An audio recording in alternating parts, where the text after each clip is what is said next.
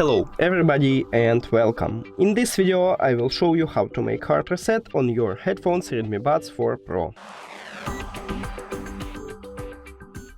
You have to start by put your headphones to the charging case. And now press and hold functional button at the bottom for at least 10 seconds.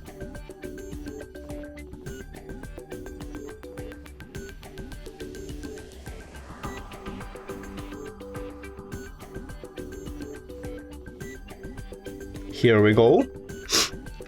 Now, click the information icon or settings icon if you have Android. Forget this device, forget device. If you have Android, also don't forget to click pair new device, and after that click on your headphones at the device list.